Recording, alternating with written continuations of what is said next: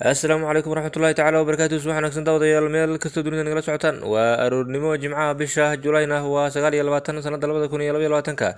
qodobada aad barnaamijkeena ku maqli doontaanna waxaa ka mid a ra-iisul wasaaraha dalka Itoobiya Dr. Abiy Ahmed oo xaaladiisa caafimaad laga dayrinayo isagoo ku sugan ama lagu dabiibayo mid ka mid ah wadamada dibadda.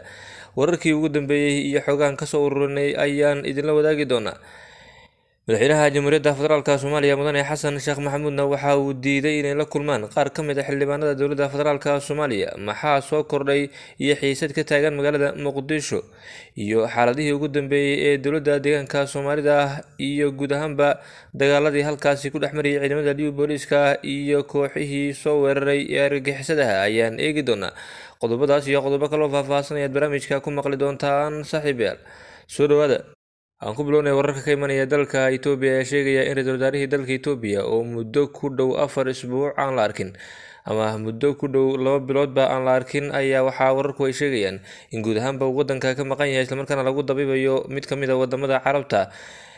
ra-iisul wasaaraha dalka Itoobiya Dr. Abiy Ahmed ayaa waxaa soo baxayay warar kala duwan oo maqnaanshihiisa ku saabsan iyadoo dad fara badan ay sheegayeen inuu ku sugan yahay jiidaha hore ee dagaalka si uu uga qayb qaato dagaalada xooga badan ee ka socda deegaanka Oromada. balse ra-iisul wasaaraha dalka Itoobiya Dr. Abiy Ahmed ayaa la waayay 4 isbuuc ka hor meel uu jaan iyo cirib dhigay, waxaana wadankaasi wufuud kala duwan oo soo gaadhay qaabilayay madaxweynaha iyo weliba ra-iisul wasaare ku-xigeenka dalkaasi iyadoo taasi ay shaki fara badan sababtay.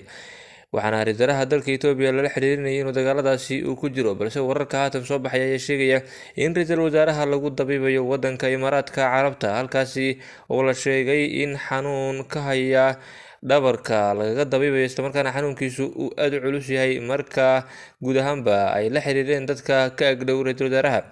waxaa lagu yaqaanaa dowladda Itoobiya inay qariso guud ahaanba xanuunka madaxda dalkaasi Itoobiya. waxaa la xasuustaa in ra-iisul wasaarihii hore dalka Itoobiya Malla Zenawi oo sidan oo kale loogu dabiibayay wadanka dibadiisa uu ku geeriyooday kadibna geeridiisa waqti kadib la sheegay.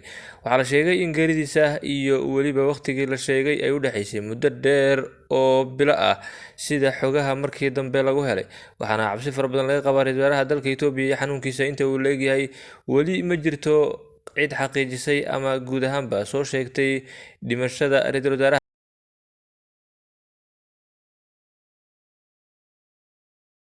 wadankiisa gudihiisa waxba lagaga qaban waayay oo haatan uu ku sugan yahay wadanka Imaaraadka Carabta.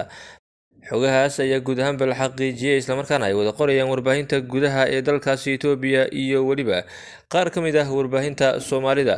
xaaladda caafimaad ee ra-iisul wasaaraha dalka Itoobiya Dr. Abiy Ahmed ayaa waxaa la sheegay inay haatan xaaladiisu ay aad u daran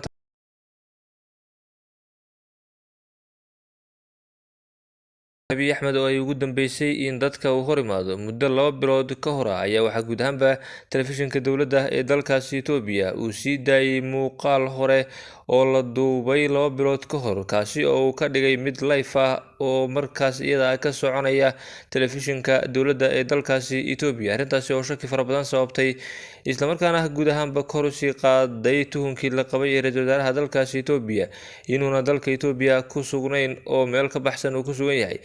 marka la eego qarinta ay dowladda Itoobiya qarinayso iyo weliba guud ahaanba in xaaladda caafimaad ee ra-iisul wasaaraha dalka Itoobiya uu wadan kale oo dibadda u aaday ayaa waxaa la sheegay in xaaladiisu ay tahay mid aad u daran, dadkuna ayba u maleynayaan in ra-iisul wasaaruhu uu xilligan xaaladiisu ay tahay mid aad iyo aad u sii daran.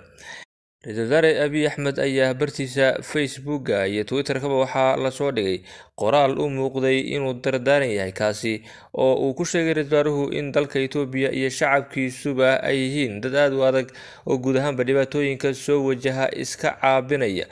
hadalla noocaas oo kale ah ayuu ra-iisul wasaaruhu oo dhiirigelin iyo weliba isugu jira in dadka ama shacabka dalkaasi Itoobiya ay gacmaha isqabsadaan waxa uu soo dhigay bartiisa Facebook-ga iyo Twitter-ka. arrintaasi oo la sheegay inayba u ekayd mid dardaaran ah oo uu dadka Itoobiya ku nool ama guud ahaan muwaadiniinta reer Itoobiya uu ku dhiirigelinayo ama uu ra-iisul wasaaruhu uga sii tegayo.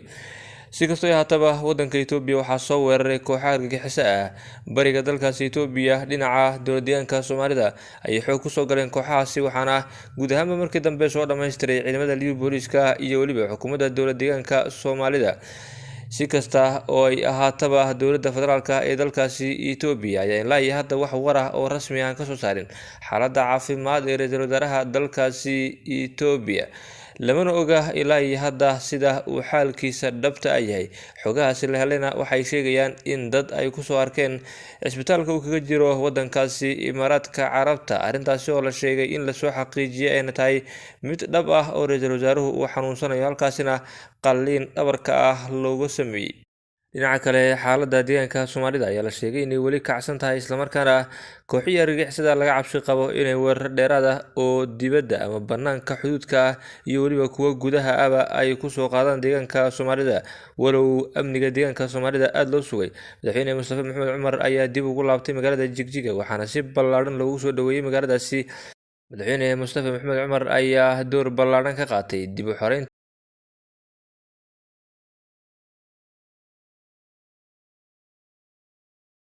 uu sheegay in ciidamada liu booliiska marka laga soo tago guud ahaanba maamulkiisu ay ka qaateen door aad u fiican sidii loo soo gabagabayn lahaa kooxahaasi. Madaxweyne Mustafa Maxamed Cumar ayaa maalintii ay soo galeen kooxahaasi gudaha deegaanka Soomaalida waxa uu kasoo ambabaxay Jigjiga, waxaana uu tegay furimaha hore ee dagaalka, isaga oo si toos ah uga qayb qaadanayay talasiinta iyo weliba dhiirigelinta ciidamada liu booliiska oo muddo gaaban kusoo afjaray argagixisadii xoogga kusoo galay deegaanka Soomaalida.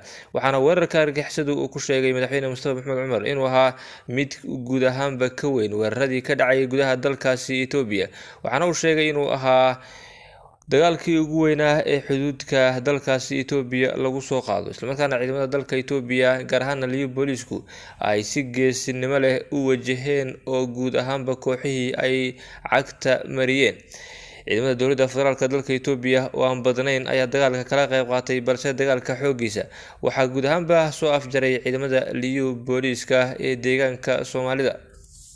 haatan anigana wararka naga soo gaaraya magaalada Muqdisho, iyadoo weli Muqdisho ay ka socdaan kulamo gaar ah oo siyaasadeed islamarkaana lagu wajahayo xukuumadda cusub iyo tala kulahaanshiyaha, ayaa hadda waxaa muuqata kala shaki soo kala dhexgalay madaxda dalka qaar.